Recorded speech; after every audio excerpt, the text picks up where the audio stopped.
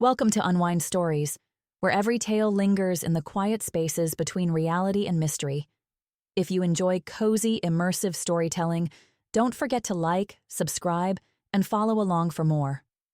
Now settle in, relax, and let's begin. The road to the cottage was long and winding, cutting through dense woodlands that felt untouched by time. Evelyn tightened her grip on the steering wheel as her car rumbled over the uneven dirt road. The listing had mentioned rustic charm, but the deeper she drove, the more she wondered if isolated would have been a better description. She wasn't sure what she was looking for when she booked the cottage. Maybe solitude, maybe clarity, a fresh start. The past few months had been a blur.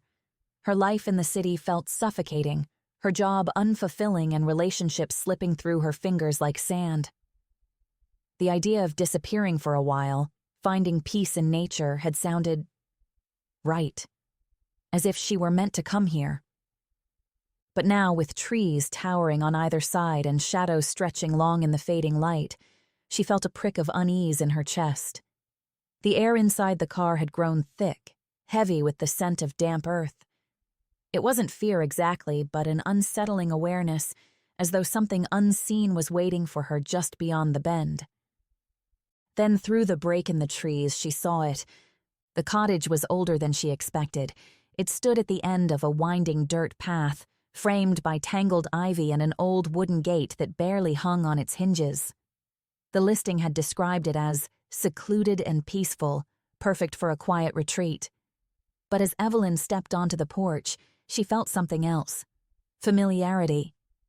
As if she had stood in this exact place before. She shook off the feeling and unlocked the door. Inside, the air smelled faintly of dried lavender and aged paper. A fireplace sat cold against the far wall, shelves filled with books coated in dust. The furniture was simple, a worn-out armchair near the window, a wooden table with a single chair. It felt lived in, yet untouched for years. After setting down her bags, she wandered outside to explore the garden. It was the reason she had chosen this cottage. The photos in the listing had shown sprawling vines, vibrant flowers, and a quaint stone bench under a trellis of roses. But now in person, the garden felt wild, overgrown, as if nature had tried to reclaim it.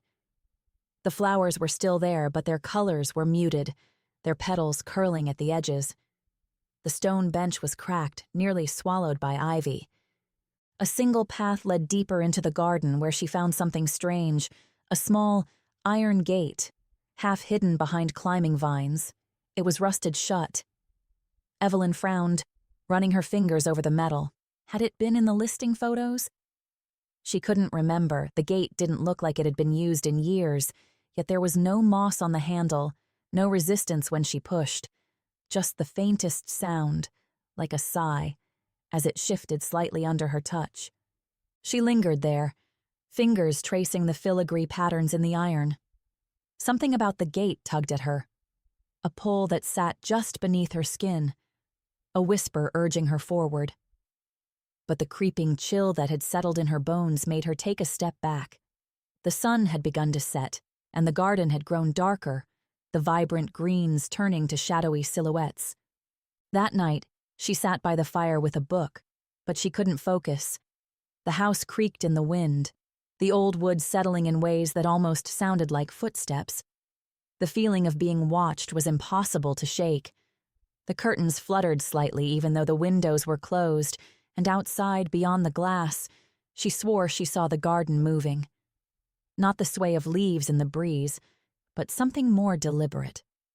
A shifting of vines as if they were growing right before her eyes. She barely slept. The next morning,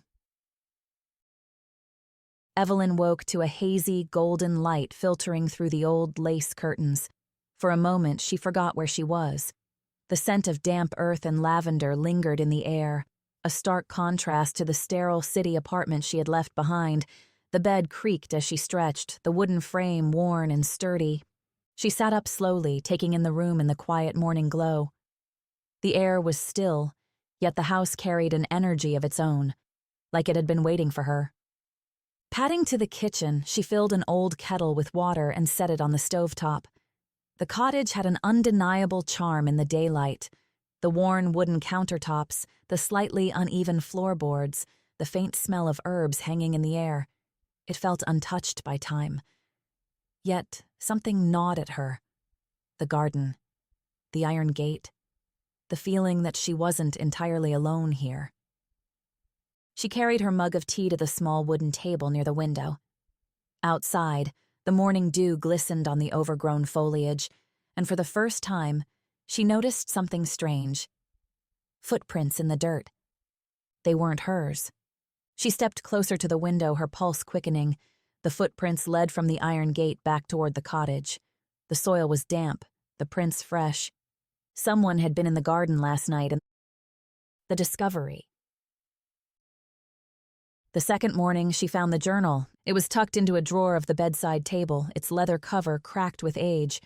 The name on the first page was smudged, unreadable, but the handwriting was precise, looping elegantly across the yellowed paper. I told myself I wouldn't forget again, but I always do. Evelyn sat up straighter, flipping through the pages. The entries were dated, spanning years, but the handwriting never changed, and the words, "The garden is watching. Every full moon it wakes. I have been here before. I will be here again." Her hands trembled as she closed the journal. Was this a joke? Some eerie fiction left behind?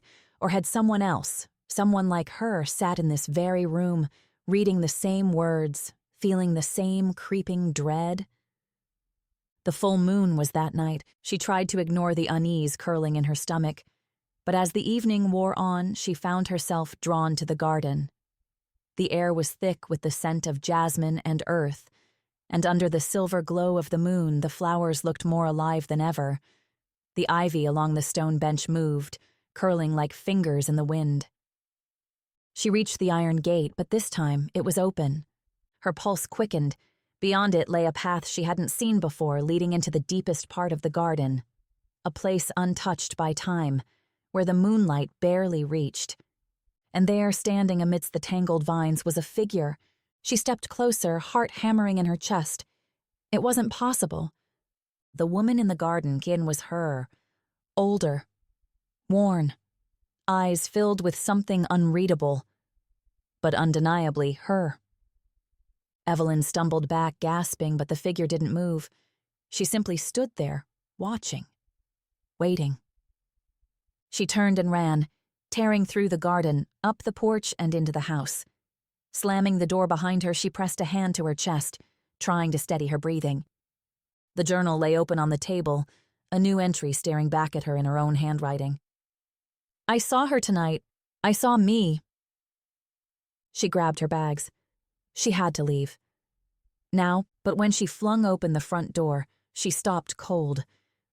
The winding dirt path was gone. In its place, endless garden, and somewhere hidden beneath the ivy and roses, another journal waited, ready for her to find it, again. Thank you for listening to Unwind Stories. If you enjoyed The Garden of Whispers, let me know your thoughts in the comments.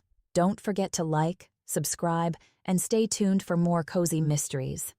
Until next time, may your stories always whisper back.